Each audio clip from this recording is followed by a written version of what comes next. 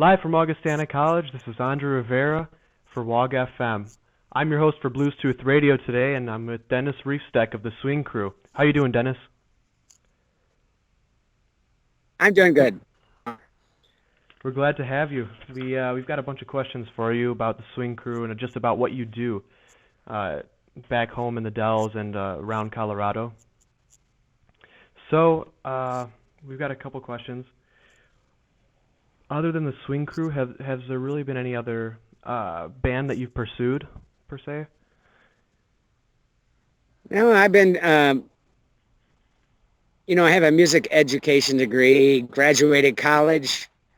During that time, I was playing in several different bands, but when I got out of college, the Swing Crew was playing in Wisconsin Dells, and that was going well, so I just proceeded with that, and that's still what doing.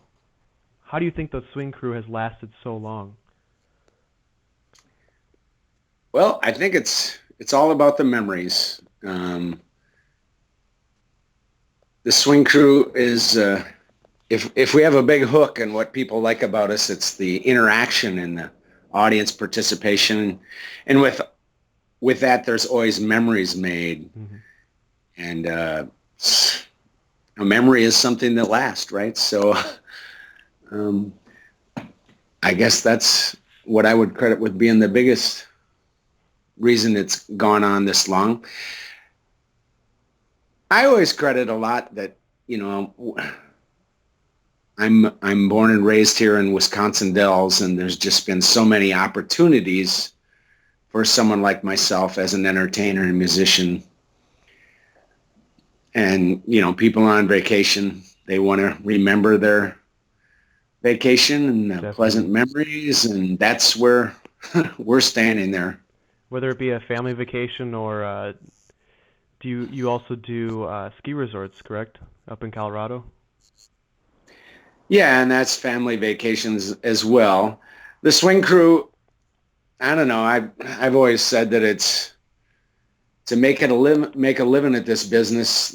The more things you can do, the more crowds you can make happy, the better it's going to work in the long run. So the Swing Crew, obviously Wisconsin Dells is known as the water park capital. Mm-hmm. And where I play in Colorado is a ski resort. So they're really there are different places in the world, but people are on vacation and going for the memories. So I think that's probably one of the big keys for it all. We, we're not a very pretentious. We're very extroverted and very conscious of what the people are enjoying, and so we are hoping that they're having fun, and if they're having fun, then we're having fun, and then it just continues and continues. I guess that's maybe why it's still going. Yeah, and it's definitely an inspiration to people who go in there and see it and say, oh man, I can take these ideas too, because I know your show didn't always start with you playing the bow saw.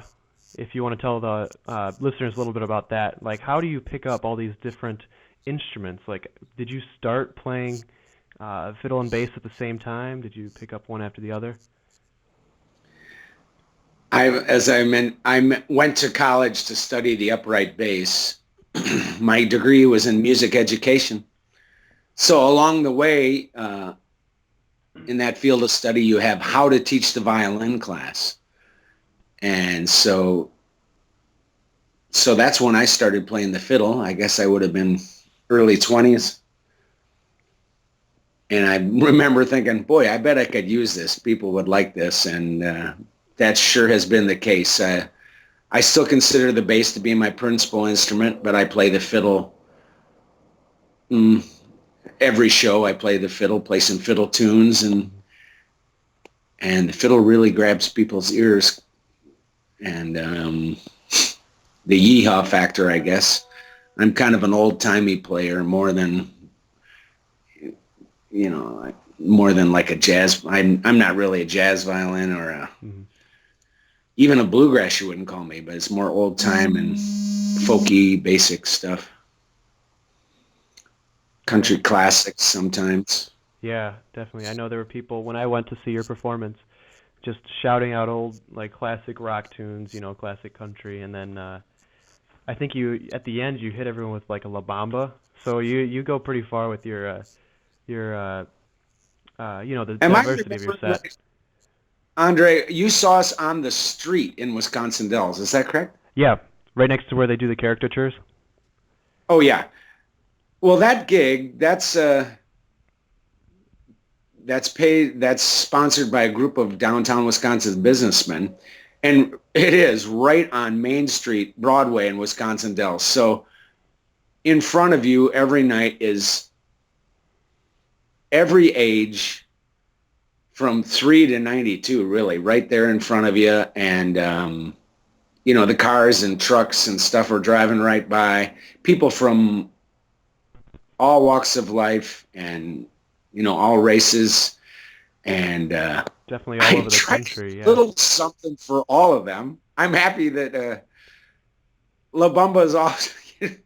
Everybody loves that song, right? And that kind of we rock out at the end of that show. It seems like quite often, and maybe that's one that we use. That's a grabber right at the end of the show. It Yeah. seems like. Definitely. That one that tune is really it's funny because I think somebody else knew it too in the audience and they were singing it. Now Did the I get did I get them up on the microphone? Yeah, I think so. It was like the mom who was a music mom. That's right. She had the daughters who didn't want to get up and play. Do you remember Oh, this? and that did. They were embarrassed. They were too embarrassed to go up. I love that. I just love that. I Yeah. mean, that's a memory that, I mean, don't you think, don't you agree from what you saw? Probably 20 years from now, they'll still be bringing up that. Well, You if it's not them, it's this probably gonna be their age, parents. wouldn't go. Yeah. You girls were only, what, 9 or whatever age they were, and they were all, wouldn't go up. But mom, and that's totally what it's all about. That Hmm. just that little, what you painted right there. Yeah. And so along the lines of like different instruments and like different sets you have, what how did you grow into a bow saw player? If you want to tell the listeners a little bit about that and like all these other uh, like fun and like crazy instruments you have. All right. I don't know what you mean by bow saw. You mean the playing the saw? Ah, yeah, yeah. Yeah. Well, the just quickly a little history. I'm told that back in the 1920s, playing the musical saw was almost a fad. A lot of people played the saw, and it's not something I created, but maybe a lot of you people out there know somebody who's a carpenter. I can remember this on numerous occasions. Carpenters grabbing a saw and they'll thump it with their thumb, and you can make some wild sounds with it. Personally, I saw a musician entertainer playing, and he pulled it out and did a song, and I thought, oh, I got to learn that. So right that night, he pulled me aside and gave me about a 5-minute lesson, and that has sure worked real great for me. Right now, I totally feel like I can do some very, very musical things with the saw. And just like the fiddle, it grabs people's ear. You like nothing else. Every show there's people who are seeing it for the first time. It's just not out there, and not that many of us doing it, I guess. But Hmm. the musical saw started for me. It was just kind of a novelty, could I could get 5 notes out of it, and then it's kind of a neat story. I was playing a birthday party over by Milwaukee in this little town, and midway through the show, we always take a break, and this lady comes over to me, and she goes, "My name is Mary Kay, and I own the only musical saw company in the U.S." I knew exactly what she was talking about it because I had read about it and heard about it. They are still operating today. It's called Musil and Westphal out of East Troy, Wisconsin. They've been making musical saws since 1921. And this lady, Mary Kay, was the granddaughter, I think, of the founder. I'm not sure if I got my facts straight there. But so later that night, she brought and gave me one of the Musil and Westphal saws. And I don't know exactly what about it that makes it, but that really increased the notes I could play and the musicality, and I don't know if it's just good quality steel or what, but that helped a lot in my learning the musical saw. Wow. Crazy. When I first started playing the musical saw, I was a member of believe it or not, there's a Saw Players Society. There's actually a couple groups around these days.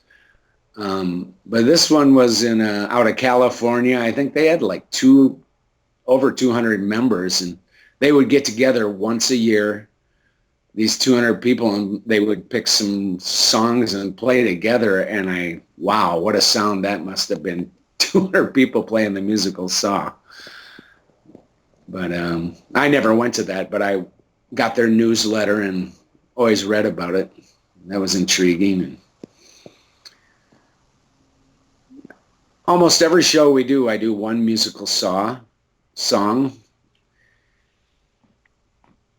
I play it everywhere from, if I'm doing a show for some kids, or if I'm doing a show for 90-year-olds, they all appreciate it. I remember once, it was actually Christmas morning. I was playing a Saw song. I wonder what that was. I don't remember what the song was. I was playing it Christmas morning in church. And the preacher literally let out a shriek. She didn't know it was the music director and I had arranged this, and she literally let out a shriek when she heard the musical Saw. For all of those out there who you haven't heard it yet, good luck with that first note you hear, I guess. I'll be sure to post I'm sure there's videos of you floating around the internet with that saw and playing I think it was One Flew Over the Cuckoo's Nest and stuff. And I think the most common one, if you look on you, I think there's at least one on YouTube of myself doing the Stairway to Heaven. I do the first 1/3 or the slow part of Stairway to Heaven on the saw, which always works great for us. Saw songs are usually kind of slow and melodic. So some other really good saw songs are like Love Me Tender, Love Me True, or if I'm maybe Home on the Range. What else do I play? Somewhere Over the Rainbow. That's a great one. A lot of the patriotic holidays, I end up playing the Star Spangled Banner. I've played that on a couple. I played that for the Special Olympics a couple times. And so, Dennis, I've got a couple questions about the Quad Cities for you. I know you used to gig here. Do you have any crazy stories about going to a gig, playing, and then just some crazy people show up, or because I know there's plenty of those in the Quad Cities. Oh, I think that the Quad Cities we used to play. Well, I think it's been a while right now, but we'll probably be back. I'm hoping to be back at Kilkenny's. That was a big. We had a great run there in the previous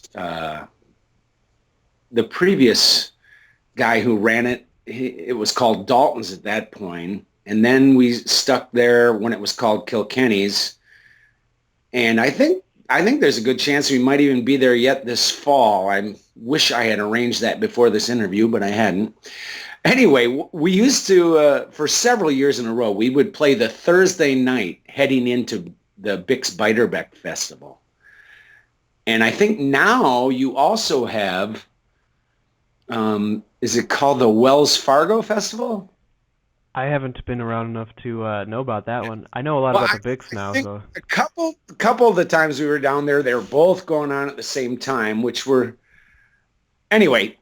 They were both weekend festivals, but this Kilkenny's where we played was right down there on Third Street, so kind of right near all the action. So they would have us come in and play on Thursday night just to kick off the whole, get the thing going. Mhm. One of my most memories, it's about memories, right? I remember one time we're playing on the street. So they blocked off like maybe half the street. Let's see, is Third Street four? It's probably 2 or 3 lanes. And we were Mhm. in the stage, and the gated area was like in the first lane of traffic that had been blocked off, fenced off. And we're on stage. It's like a little beer garden there right in the street. Very cool, very enjoyable. And so cars are pulling up right next to us, like literally 3 feet from me, just on the other side of the fence. And I remember one time we're doing a song, and this hot car pulls up, and he's stopped there at the stoplight. And there's a bunch of people in the beer garden partying, and everything's going swell. And the guy in the car, he got excited, and it was he. What, I don't know what you call those cars that hop. They got the hydraulics, and pretty soon his car is just sitting there and hopping around, and the whole crowd just went wild just because of the synergy, I guess, of the hopping car and the band and the beer. And I'll never forget that. I always liked going down there on Third Street. I thought there's just a great vibe down there. Like I said, we played at Kilkenny's, which used to be Dalton's, and we played on the street. I think that other club was called Dalton's and the Carriage House. They used to combine, when we played down the street, I think the three of them would combine to sponsor us on the street, and then they'd have entertainment, the whole rest of the weekend as well, Friday, Saturday, and Sunday out there in the street. Then if I was lucky and I didn't have to run to a gig too soon the next day, we'd go down and catch some of the Bix Beiderbecke Festival, which, Mhm. God darn, that's the biggest bandstand I've seen anywhere. You guys got down there on the riverfront, that Yeah, huge, wow. I have yet to go, but soon when actually in like a year when that thing rolls around, I'll make sure I get out there. Yeah. So then, if you have any more stories about the Quad Cities, maybe like any other places you've played, or is it usually just Kilkenny's and then the night before Oh, the Bigs? well, we're pretty lucky. We're, let's see, we played more than, we've also played around. We played over at Ribco and Rock Island.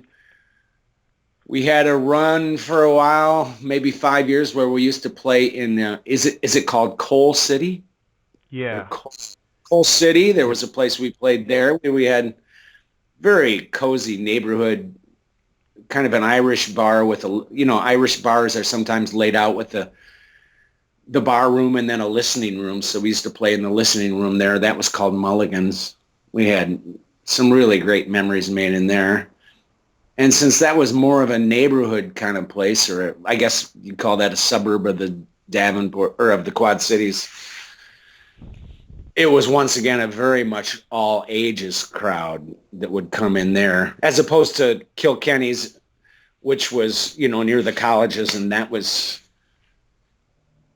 well, it was still all ages, but there was always a bunch of college um, and young professionals there, it seemed like, Mhm. more than the other venues.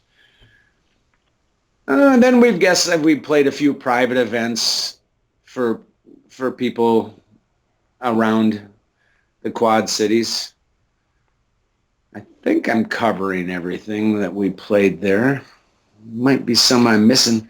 There is this little, I think they said it was disputed, but they always claimed to be the oldest bar west of the Mississippi River, and that was south of Kilkenny's, a couple miles. just a little place. But I can't remember the name of that place. We played there a few times as well. All right. And then outside of the Quad Cities, I know you do a lot back in Wisconsin Dells, but in the winter, you go to Colorado and you do ski resorts out there. How is that different than maybe like an event in the Quad Cities or like over in Wisconsin? Well, I've been playing my gigs over 30 years have been going out to Colorado. Um, 30 years ago, Wisconsin Dells was just a summertime place, and Colorado was mainly a wintertime place. So that just works so swell to do the summertime in the Dells, the wintertime in Colorado, and then everybody wanted us to stop in the spring and the fall in between, and so that enabled Kansas and Iowa and Nebraska that we have a lot of gigs there that we still play like maybe once a year on that trip back and forth, or sometimes special trips. Where I play in Colorado is Keystone Ski Resort. We had a short run at Breckenridge for a while too.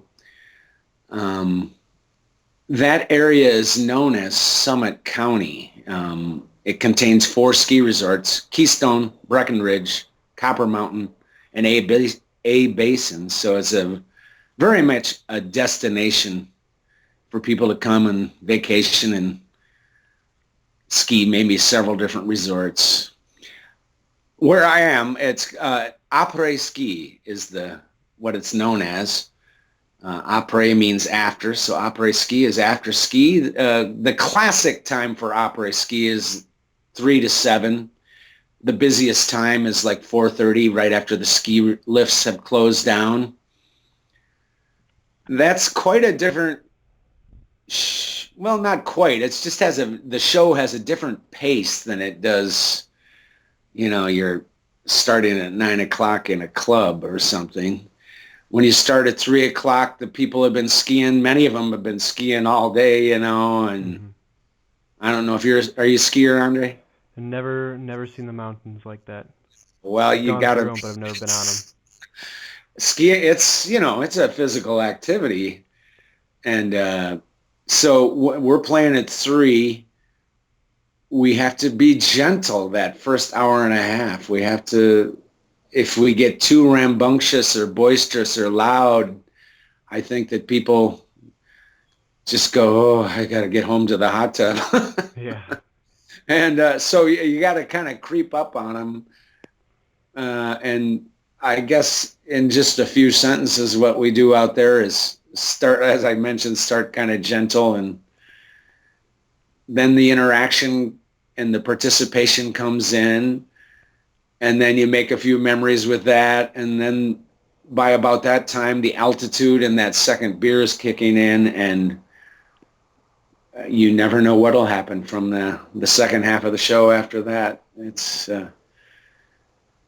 until, as I mentioned, being there as long as I have, I'm so fortunate, or I consider myself so fortunate to I'm seeing like 3 generations of people sometimes, and their families, and just enjoying what we're doing there, and it's like become part of their family tradition. And maybe the third or the first generation isn't skiing anymore, but they are still enjoying the ambience of the ski bar and the scene. We play there. It's obviously, if it's been there 30 years, it's very old school.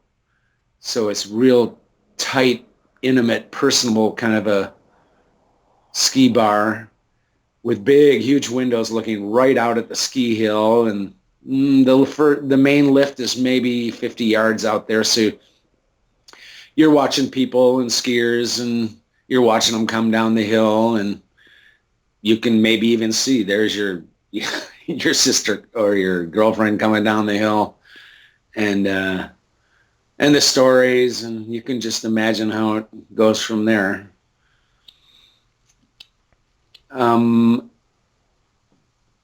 If you've not been, the one commonality with Summit County or Keystone Ski Resort with Wisconsin Dells is that they're both pretty transient. You know, there's a lot of people who will go out for a winter or maybe 2 winters or maybe 3.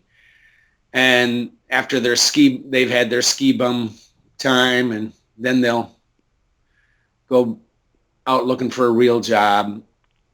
So my point is that it's a very transient labor force out there, which is kind of what Wisconsin Dells is. Wisconsin Dells being a summer resort mainly. There's, of course, a lot of college kids. Nowadays, those college kids are from all over the world with the J-1 visa.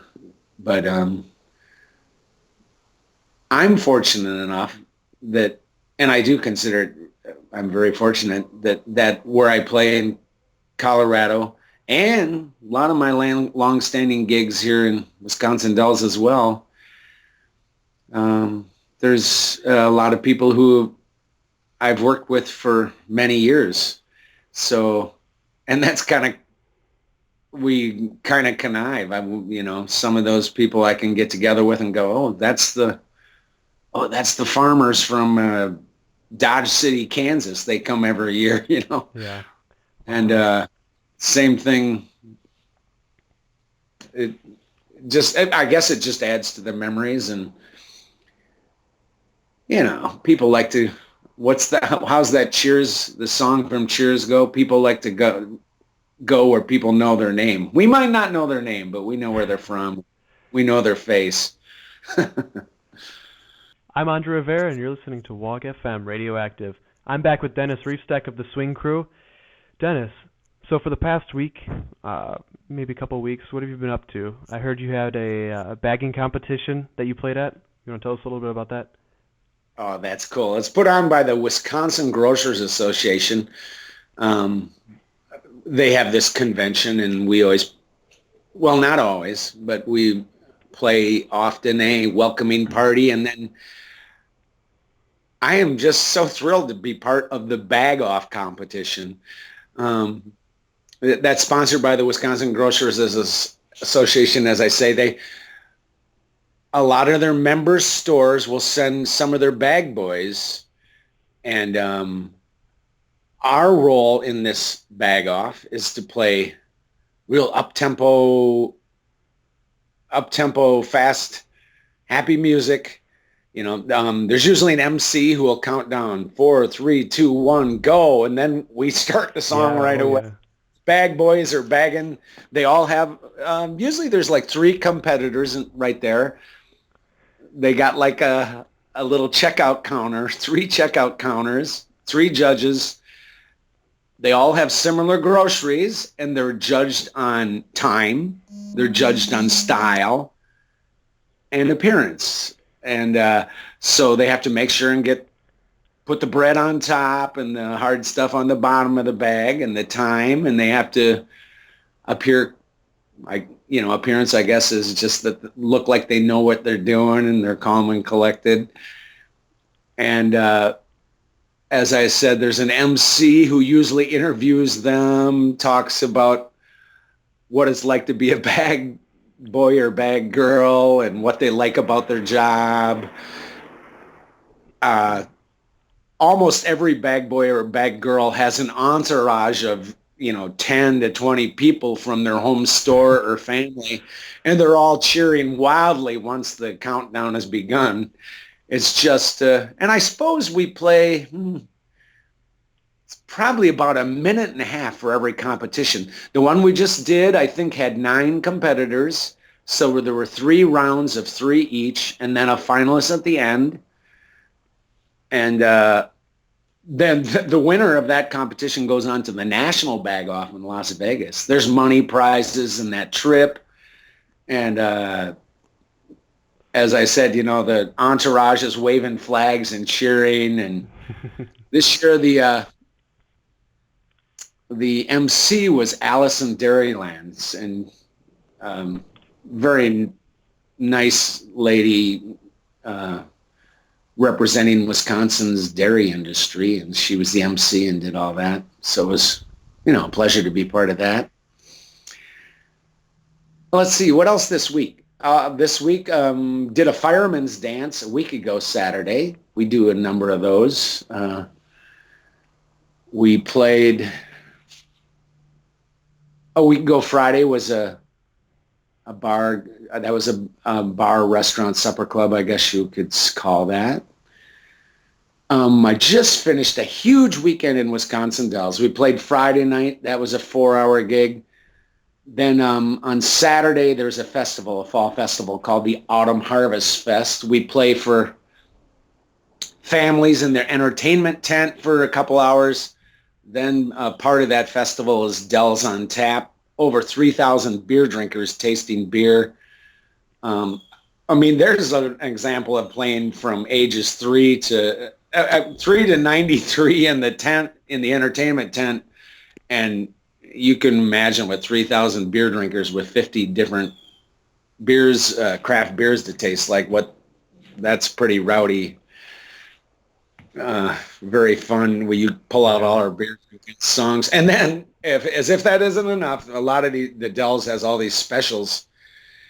They advertise this event pretty heavily, and there's a lot of people who stay in town.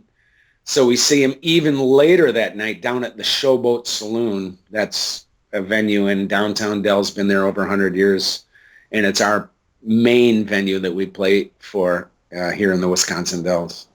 So if you were here Saturday, you would have seen the swing crew like almost 10 hours if you'd wanted to. And I can party like a rock star, but I have to rest a little longer than I had used to. I got to say that. Yeah, So I bet. Wow. get over. Hey, I'd like to put in a quick plug. If any of your listeners are in Summit County, Colorado, if you're skiing Colorado this winter, we're in Keystone every Friday and Saturday. And then during the holidays, we play additional dates. It probably averages out to 3 gigs a week at the ski resort. And then there's occasional other things we do. Easy to find us on Facebook or theswingcrew.com if you're out there and want to catch our act.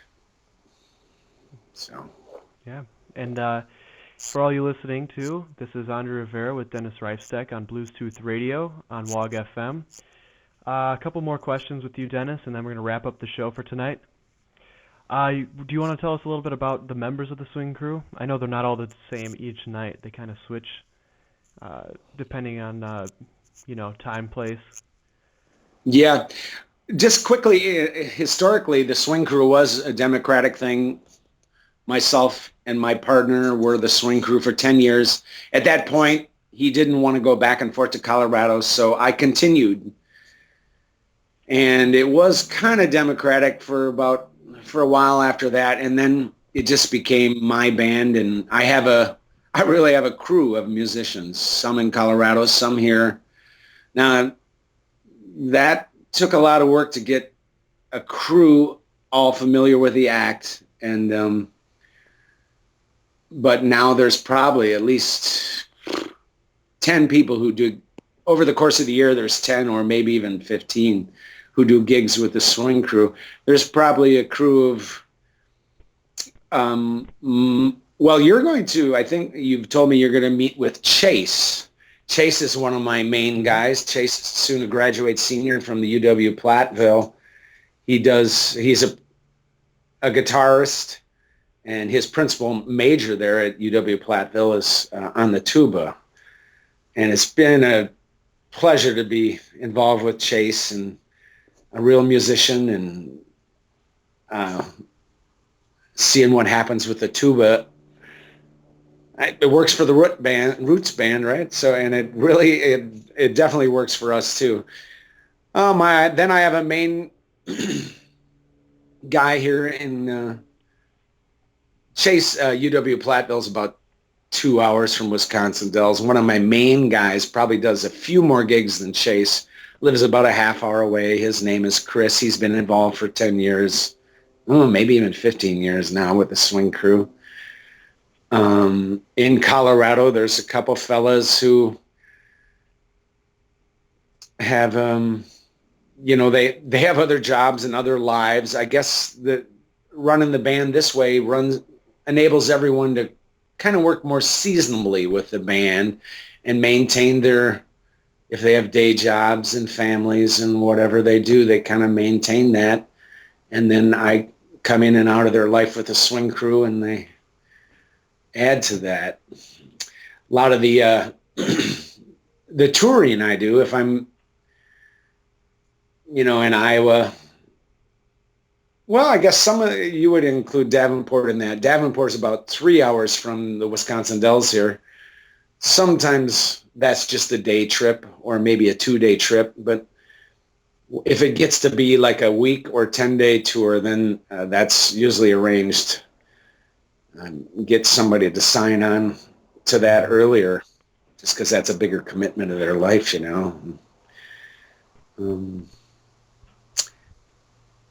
Yeah, and so if anybody listening wanted to book the swing crew, where would they go? Swingcrew.com or Facebook, The Swing Crew, Twitter, The Swing Crew, Instagram, The Swing. We're easy to find. Got to do all that. That's all part of your job in this business these days. Well, it's been great having you, Dennis. I hope you can come again soon in the future. Andre, I hope to hear your trumpet with the Swing Crew someday soon. That'll be someday soon, definitely. I hope.